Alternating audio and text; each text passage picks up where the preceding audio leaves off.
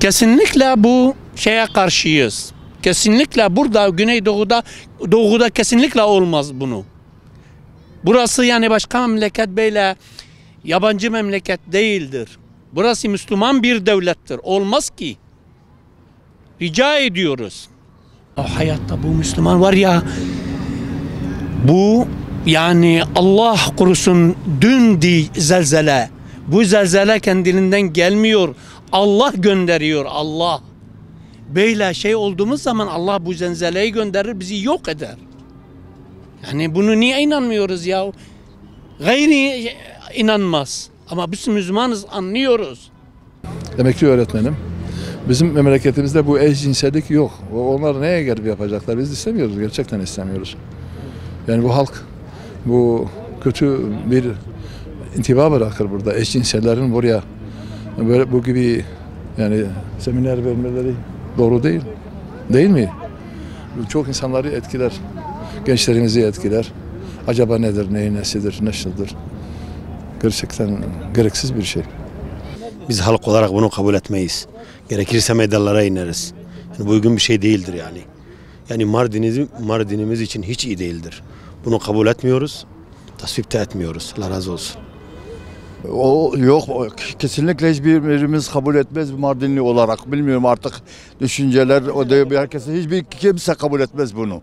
Hiç kimse bunu kabul etmez. Mardin'de böyle bir şey mümkün mü yani, mümkün mü öyle bir şey olması yani? Bir eşcinsel mümkün müdür yani bir insanın şey etmesi? Öyle değil mi? Evet.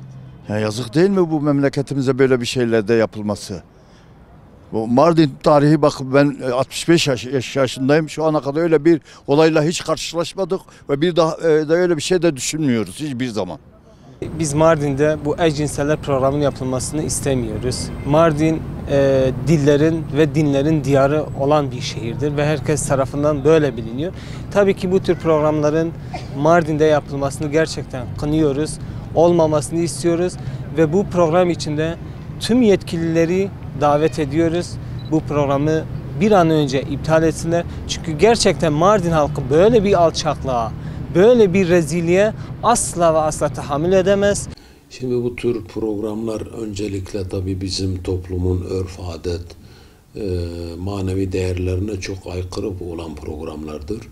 Bunlar çeşitli adlar altında dernekler kurarak eşcinsellik yönünde bir takım programlar düzenlediklerini biliyoruz.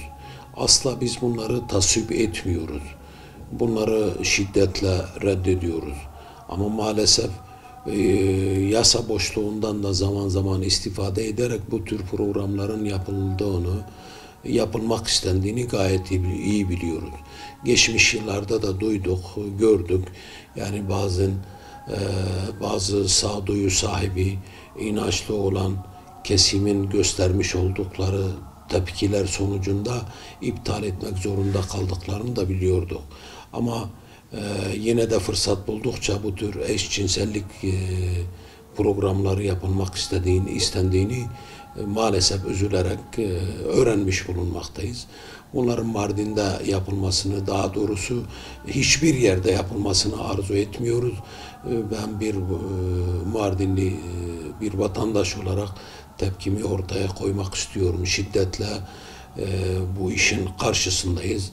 Gereken neyse biz vatandaş olarak elimizden geleni yapmaya gayret göstereceğiz. Asla bu programların yapılmasını tasvip etmiyoruz. Yetkililerin de bu konuda görevlerini yapmaları konusunda biz onlara da sesleniyoruz. İnşallah bu ortaya koyacağımız tepkiler sonucunda bu yapılmak istenen programlar iptal edilecektir.